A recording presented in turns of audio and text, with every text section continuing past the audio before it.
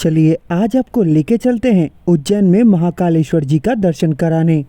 महाराष्ट्र का 3 ज्योतिर्लिंग के दर्शन के बाद हम आ गए हैं मध्य प्रदेश में। हमारे 12 ज्योतिर्लिंग यात्रा का ये 10वीं पड़ाव है। उज्जैन में आने के लिए आप ट्रेन का इस्तेमाल कर सकते हैं।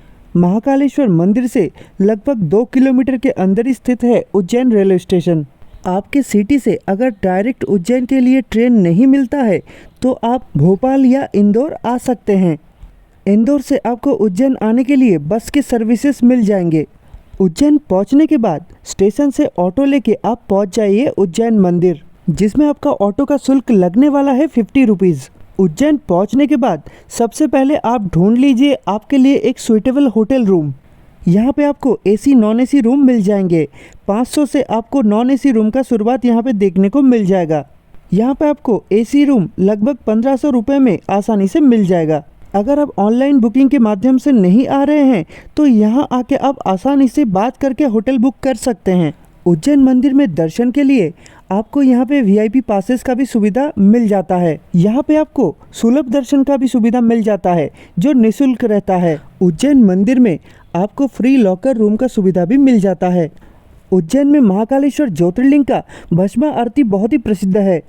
महादेव को ये भस्म आरती किया जाता है प्रतिदिन ब्रह्म मुहूर्त पे। आप अगर भस्म आरती में शामिल होना चाहते हैं तो आपको टिकट संग्रह करना पड़ेगा, जिसका सुविधा ऑनलाइन और ऑफलाइन में भी दिया जाता है। भस्म आरती के समय अंदर दर्शनार्थियों को बिठाया जाता है और वहाँ पे बहुत ही बेहतरीन तरीके से महादेव का भस्म आरती किया जाता है। अगर आप उज्जैन में महाकालेश्वर जी का दर्शन के लिए आ रहे हैं तो आप 1 नाइट 2 डेज का प्लान कर सकते हैं। उज्जैन में महाकालेश्वर जी का दर्शन के साथ साथ आप महाकाल कॉरिडोर का भी भ्रमण कर सकते हैं। महाकाल जी के दर्शन के बाद यहाँ पे स्थित शक्तिपीठ, जो हरसिद्धि शक्तिपीठ के नाम से प्रसिद्ध है, उसका भी दर्शन हम करने वाले हैं। उज्जैन नगरी में बहता है शिप्रा नदी। हम इस शिप्रा नदी का भी दर्शन करेंगे। यहाँ पे आयोजित होता है महाकुंभ। इसके बाद हम करने वाले हैं काल भैरव जी का दर्शन। तो चलिए अभी चलते हैं महाकालेश्वर जी का दर्शन करने। मंदिर परिसर के सामने से चलते हुए हम जा रहे हैं कॉरिडोर के तरफ। कॉरिडोर के तरफ से ही बनाया गया है न्यू एंट्री गेट। इस लाइन पे चलते हुए आगे जाके आपको मिल जाता है फ्री लॉकर रूम की सुविधाएं। उज्जैन में महाकालेश्वर मंदिर में अभी भी रिनोवेशन का काम चल रहा है। इसी वजह से अंदर का कुछ पार्ट अभी भी प्रॉपर्ली रेडी नहीं है। अभी से ही फोटोग्राफी और वीडियोग्राफी रेस्ट्रिक्टेड कर दिया गया है मंदिर के अंदर। अभी आप दर्शन कर रहे हैं उज्जैन का प्रसिद्ध महाकालेश्वर मंदिर। हम निःशुल्क लाइन में दर्शन के लिए गए थे। लगभग 1 घंटे में हम आसानी से दर्शन करके निकल आए हैं। उज्जैन हमारे भारतवर्ष के प्रसिद्ध तीर्थ स्थलों में से एक तीर्थस्थल माना जाता है। यहाँ पे महादेव के ज्योतिर्लिंग के साथ साथ आयोजित होता है कुंभ मेला भी। महाकालेश्वर जी का दर्शन हमारे मन को बहुत ही प्रफुल्लित कर दिए हैं। अंदर जाने के बाद हमें बहुत ही बेहतरीन तरीके से महाकालेश्वर जी का दर्शन हुआ है। ऐसे ही चलते हुए हमने 10 ज्योतिर्लिंग का दर्शन कंप्लीट कर लिए हैं। अभी हम जाने वाले हैं हरसिद्धि शक्तिपीठ की तरफ। उससे पहले हम मंदिर का सारा परिसर घूम लेते हैं। हर ज्योतिर्लिंग की तरह इस मंदिर में भी बहुत सारे दर्शनार्थी प्रतिदिन दर्शन करने के लिए आते हैं महाकालेश्वर जी का। कहा जाता है महाकालेश्वर का दर्शन करने से मनुष्यों का अकाल मृत्यु नहीं होता है। हमने तो हमारे 10वें ज्योतिर्लिंग श्री महाकालेश्वर ज्योतिर्लिंग का दर्शन कर लिए हैं। चलिए आप लोगों को चित्र के माध्यम से कराते हैं महाकालेश्वर जी का दर्शन।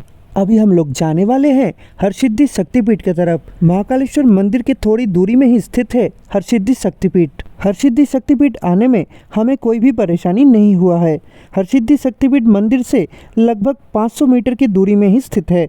इस स्थान में माता सती का कहनी गिरा था। चलिए अब करते हैं माता हरसिद्धि का दर्शन। हरसिद्धि शक्तिपीठ में हमें बहुत ही बेहतरीन तरीके से माता का दर्शन प्राप्त हुए। चलिए मंदिर का परिसर अब थोड़ा सा घूम लेते हैं। महाराष्ट्र में भी हमें ऐसे स्ट्रक्चरल पिलर देखने को मिलता है जिसमें जलाया जाता है दिए। हरसिद्धि शक्तिपीठ के दर्शन के बाद हम जाने वाले हैं शिप्रा नदी के घाट पर। आपको मैंने इस वीडियो में पहले भी बताया था, हम लोग करने वाले हैं शिप्रा नदी का दर्शन। नासिक के गोदावरी के तट की तरह यहाँ पे भी शिप्रा नदी के तट पे आयोजित होता है महाकुंभ का मेला। बरसात के समय पे हम अभी जहाँ पे खड़े हैं इस स्थान में भी पानी भर जाता है। तब शांत शिप्रा नदी बहुत ही भयंकर रूप में प्रवाहित होने लग जाते हैं। शिप्रा नदी में स्नान करने के लिए भी घाट बने हुए हैं। इस घाट पे हमें ज्यादातर पिंडदान और क्रियाक्रम का अनुष्ठानी देखने को मिले। चलिए हम थोड़ा आगे चलते हैं और नदी के ऊपर से जो पुल बना हुआ है उससे हम परिक्रमा लगाते हैं शिप्रा नदी का। हम अभी आ गए हैं पुल के ऊपर और पुल के ऊपर से नज़ारे बहुत बेहतरीन हैं। शिप्रा नदी के तट पे आयोजित होता है संध्या आरती। आप यहाँ आके संध्या आरती का भी आनंद ले सकते हैं। अभी हम यहाँ से जाने वाले हैं काल भैरव मंदिर। शिप्रा नदी के रामघाट से आपको मिल जाएगा ऑटो जो आपको काल भैरव मंदिर तक लेके जाएगा। दर्शन के बाद वहाँ से आपको ऑटो मिल जाएगा उज्जैन महाकाल मंदिर तक का, जिसमें आपको अप डाउन का खर्चा लगभग 300 रुपये का होने वाला है। वैसे भी आप 500 रुपये में एक ऑटो बुक करके उज्जैन का सारे साइट सीन घूम सकते हैं। तो चलिए अभी आपको ले चलते हैं काल भैरव मंदिर पर। ये बहुत ही प्रसिद्ध मंदिर है उज्जैन का। यहाँ पे भैरव बाबा को चढ़ाया जाता है मदिरा। उज्जैन आने वाले दर्शनार्थी काल भैरव मंदिर का दर्शन अवश्य करते हैं। काल भैरव मंदिर में भी दर्शनार्थियों का भीड़ बहुत ज्यादा रहता है। यहाँ पे भी आपको लगभग 1 घंटे का समय लग जाएगा। लंबे लाइन में लगने के बाद अभी हम करने वाले हैं मंदिर में एंट्री। इस मंदिर का गर्भगृह थोड़ा ऊपर बना हुआ है, तो कुछ सीढ़ी चढ़ने के बाद ही हमें काल भैरव का दर्शन होता है। हमने काल भैरव जी का दर्शन कर लिया है। अभी चित्र के माध्यम से आपको कराते हैं काल भैरव का दर्शन। काल भैरव का दर्शन समाप्त करने के बाद हम पहुंच गए हैं कॉरिडोर में। अब हम लोग एक्सप्लोर करने वाले हैं महाकाल कॉरिडोर को। महाकाल कॉरिडोर या महाकाल लोक को बनाया गया है महाकाल मंदिर का सौंदर्यायन के लिए। बहुत सारे सुंदर प्रतिमाओं से सुसज्जित किया गया है इस महाकाल लोक को। दिन और रात दोनों टाइम में ही ये महाकाल लोक बहुत ही सुंदर लगता है। शिव पुराण में वर्णित बहुत सारे कथाओं को मूर्ति के माध्यम से यहाँ पे दिखाया गया है। ये सारे प्रतिमाएं भारतवर्ष के सनातन संस्कृति को दिखाते हैं। हमारे सनातन धर्म में वर्णित देव देवी दक्ष दानव का बहुत सारे सुंदर प्रतिमाएं यहाँ पे बनाया गया है। महाकालेश्वर जी के दर्शन के लिए अगर उज्जैन आ रहे हैं तो इस महाकाल लोक का दर्शन अवश्य कीजिएगा। शाम के समय में अगर आप यहाँ आ रहे हैं तो आराम से 2-3 घंटा आप इस कॉरिडोर में बिता सकते हैं। एक वाक्य में बोला जाए तो ये कॉरिडोर बहुत ही बेहतरीन है। भारतवर्ष में एकमात्र इसी मंदिर में ही आपको इतना सुंदर कॉरिडोर या महाकाल लोक देखने को मिलेगा। यहाँ पे आपको सारे देव देवियों के साथ साथ सप्त ऋषियों का भी मूर्ति देखने को मिलेगा।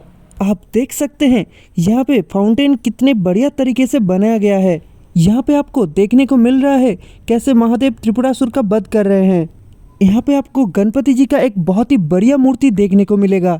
आने वाले समय पे हम अपने चैनल पे आपको अष्टविनायक का भी दर्शन कराएंगे। पुणे में स्थित है 8 गणपति जी का मंदिर जिसको अष्टविनायक बोला जाता है। हम अभी है उज्जैन में स्थित महाकाल लोक पे। महाकालेश्वर के दर्शन के बाद हम कर रहे हैं महाकाल लोक का दर्शन। शाम के कुछ बेहतरीन नज़ारे भी आपको दिखाएंगे इस वीडियो के माध्यम से। हम अभी कर रहे हैं महादेव का 12 ज्योतिर्लिंग यात्रा।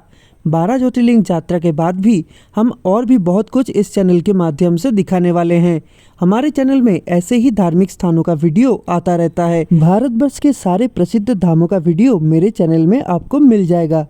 हमारे चैनल में आपको भोलेनाथ का 5 तत्वों का मंदिर का भी दर्शन हम कराएंगे। अगर वीडियो अच्छा लगा है तो सब्सक्राइब कर लीजिए और लाइक कमेंट शेयर करना मत भूलिएगा। उज्जैन टूर के लिए आप लोगों को कितना खर्चा होने वाला है ये स्क्रीन में आपको दिख जाएगा। 1 नाइट 2 डेज के हिसाब से मैं 2 लोगों का खर्चा यहाँ पे दिखा रहा हूँ। बाकी ट्रेन और फ्लाइट का इसमें ऐड नहीं है। महाकालेश्वर जी का दर्शन के बाद हम जा रहे हैं ओमकारेश्वर और मंबलेश्वर जी का दर्शन करने। वीडियो अच्छा लगा है तो लाइक कीजिए और हमारे चैनल को सब्सक्राइब भी कर लीजिए।